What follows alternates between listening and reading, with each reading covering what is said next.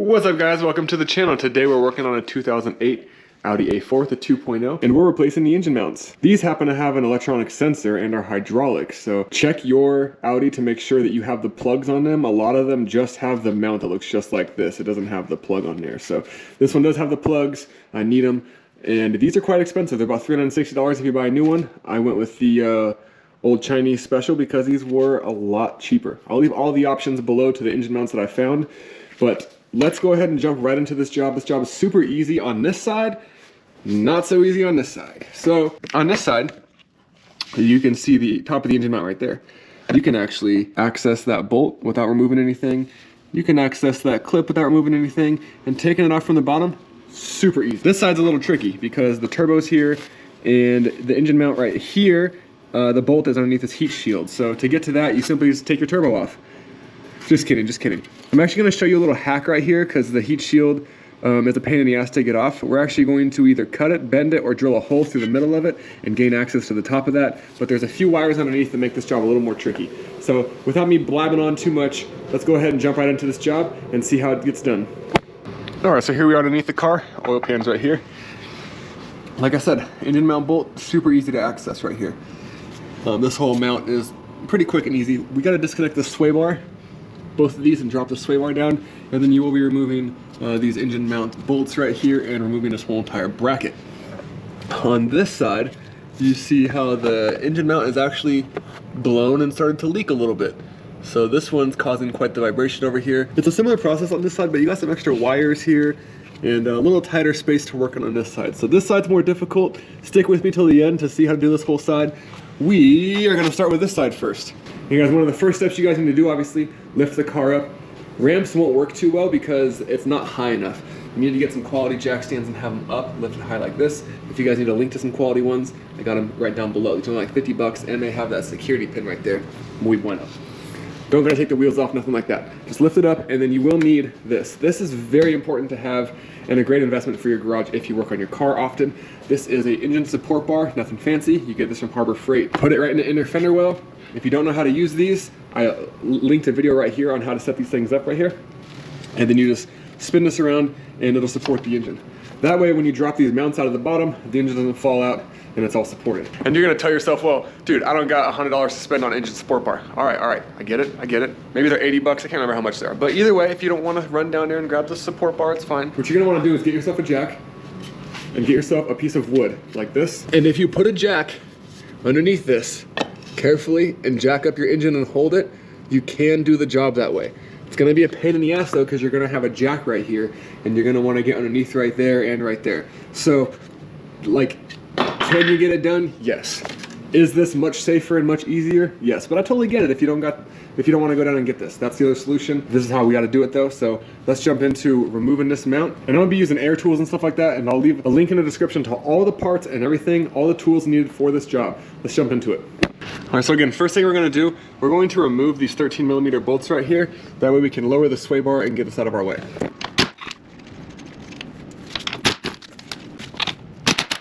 And when you take this one off, guys, hold the sway bar because I don't want this falling down and smacking you right in your melon. It's unlikely, but I've seen it happen. All right, now you're just gonna give this a tug until it drops. All right, and as you can see, the sway bar just hangs out like that. This should be enough room for you. You can loosen those bolts if you ever so desire as well. Next, we'll be removing the 18mm here, this one up here, and then we'll remove this little 13mm holding on the mount right here. All right, so with dropping that, if you didn't have the engine supported up top, this whole thing would lower right here. So you can see the bad vibrations. We got some bad vibrations. So that's gotta go. So now we're just onto this little 13mm right here. And as you can tell, removing that pretty much dropped it. We'll just lower it like this. Boom. And that is why you also don't need to take the sway bar all the way out, because you got plenty of room right there. So now, reach up through the back right here, right to the frame. And remember on your clips to push forward first, then pop the plastic, then pull off. It'll make those come off a lot easier. So that's pretty much done. Now all we gotta do is pop this off from the top. All right, so now we just gotta get to that bolt right here. There is an AC line above it right here that you can see that kind of makes it difficult. I have these fancy little X-core things that are super helpful. You could do this several different ways. You could put a wrench on here, you could put a socket that's not too tall, but I'm just gonna stick that on there. Then I'm gonna grab me an extra long extension, stick it on, and then this should be as easy as, boop, out it goes. All right, so here we have the old mount. Obviously, like with most parts, you wanna compare, make sure everything's the same. So you'll notice that this has a rubber part on top of it. This actually comes off, it acts as a heat shield to protect the top of the rubber mount that you can see is just all flattened right there. You can see the difference in the two mounts. One is very mushroomed and flattened in, and the other one is not. So, but everything else checks out to be the same. So, good to go. Oh, that hole's a little different down there.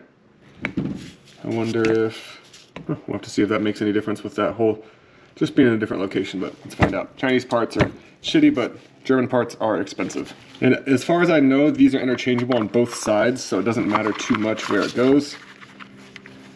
But as you can see already, unless this spins, which it doesn't, it's already different. Shit. A little bit different angle. So this is gonna fit a little wonky and drive my OCD nuts. See, just doesn't want to line up. Let's try the other one, see if they're different, which I don't think that they are. I see, I see. Just make sure it's tucked behind the sensor. And then, well, that's close to fitting, but thanks to the Chinese design, not so much. So we're gonna cut this and make it nicer. All right, so we got some nice little snippies. Go back on top here. Now, factory. Looking nice. Make sure that's popped in. Let's go get this installed. You don't have to tighten it right away, so you can just set it down in there and get the top one started.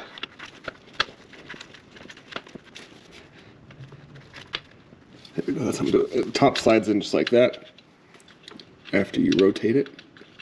And then just get this one finger tight on top.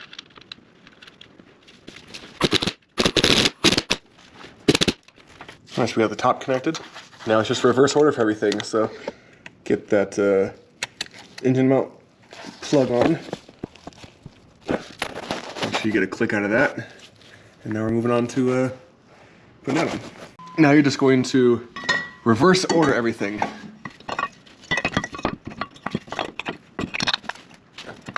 And to answer that question, that little dot being in a different place does not matter. The mount does fit so far. So the two smaller screws go in the two top holes, in case you didn't remember. The big one goes in this one.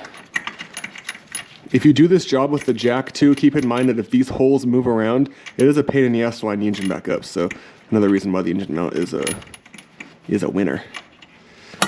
That's good. Now we're just tightening everything up. Don't tighten one too much more than the other because you want to try to keep these close to the witness mark where the bolt was last time.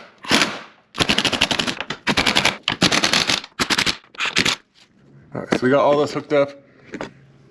And we will come back and torque all these down as well. Make sure they're nice and tight. And now we're moving on to the passenger side here. As you can see, this is the one that's leaking and causing issues. So we're going to start by getting these 18s out. This AC line's a little in the way, but you can just kind of move it. Remember guys, I said this one is a pain in the ass because of this electrical connector. I hate undoing these. Stuff always breaks or it's just a challenge sometimes. We're gonna actually see if we can just slide around this really quick. And if it doesn't work, then we'll remove it. So popping off this 13 next.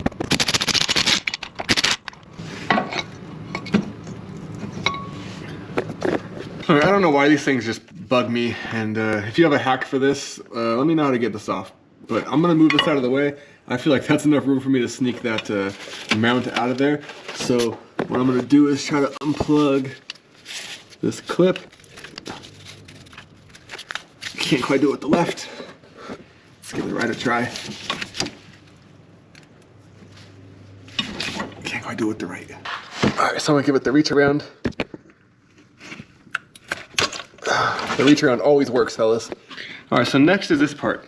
You're gonna understand why I do it this way. Just literally gonna cut a slit in this so I can get my tool in there so I can remove that one bolt, because you can literally just cover it back up and the heat shield's not gonna affect anything right there. So that's what we're gonna do now. Again, if you have a way to do it, leave it in the comments or make your own video. This is the way I'm doing the passenger side on the 2008 Audi 2.0, getting this engine mount out. So I'm gonna slice a hole right in the top right here.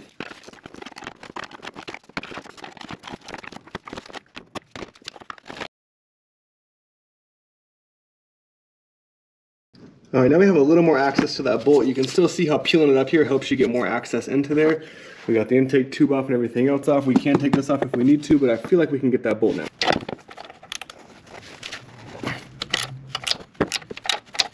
So that's how I had to get this one out. Removing the airbox helps, I know. I didn't want to. I was trying to show a shortcut.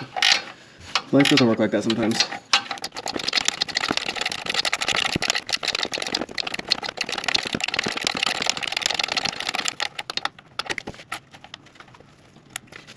All right, so now, let's see if we can at least finagle it from the bottom. See if we can rotate around here. Sorry for the wiggly camera. Boom. So you can just take this out and leave that hanging in so you don't gotta take that plastic piece out. Let's just go ahead and get this other one mounted right back up. All right, so the old one's out and done. You can see how bad it was leaking from inside there. And now we have the new one with the little exhaust shield cut. The little piece out. I just used a pair of snips like that. And now we're ready to put this back on. I used a pair of curved needle nose here to set the nut on top, and then I just start it with my finger, spin it a few times before I get the wrench on it here. All right, so just balance it on top if you can, and then slowly work it on there, because now I can get the wrench on and start tightening it down. This wrench seems to be the key to this job right here.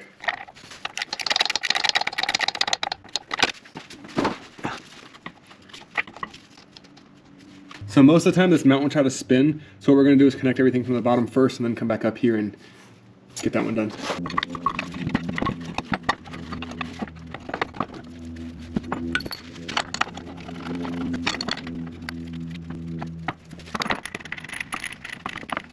If you end up needing help aligning this hole right here, this is actually an alignment hole. You can stick an extension or anything like that through here and you'll get better alignment with your mount here. So quick tip for you. Everything's kind of loose hooked up. I'm gonna hook up this guy. That's loose still. And then we can go ahead and grab this plug. I'm gonna have to give it the reach around again. And there you go, that's on.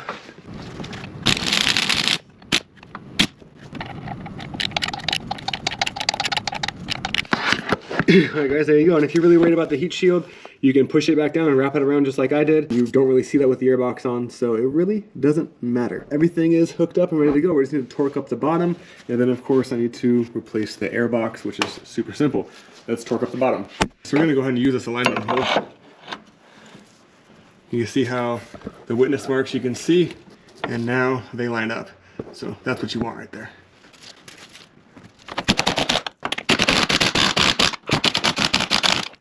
Alright, so now both sides are hooked up. I went back to the other side and I did line it back up just to make sure that we were all good. Now you can just push your sway bar back up. Careful that the hardware doesn't fall on your face.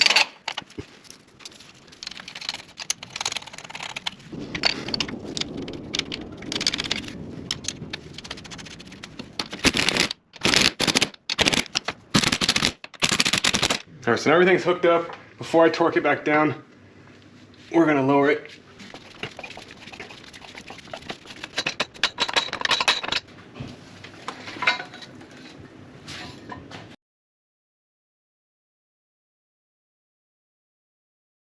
Alright, so we got everything reassembled. I did tighten the top too. You know, torquing stuff like this, you can if you want to go by the book. Probably like 20 Newton meters on the top bolts and the bottom. The bigger bolts can be a little bit tighter, but like, you're kind of wasting your time if you're torquing stuff like this. It's not rotating assemblies or clutches, so just get yourself a big ratchet and go under and just make sure everything is nice and tight. And you really shouldn't have an issue. Give it the old good and tight. Plenty.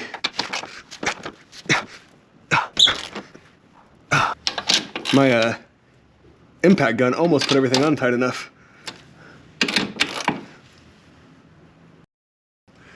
All right, just move over to the next side. Same thing, pretty self-explanatory. And if you're really OCD, you can go drive your car on the block and then bring it back in and torque it down one more time, just to make sure that all your T's were dotted and your I's were crossed.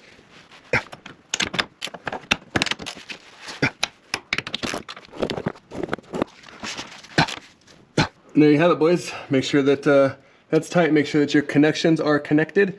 Everything's torqued up, and that is how you do engine mounts. Yo, if this video helped you guys, drop me a like, subscribe to the channel, and tune in for some more Audi content. Leave a comment below if you have any job that you need done that you haven't been able to find on the internet. Maybe I can do it. Till next time. Check the mic and make sure it sound right, boys.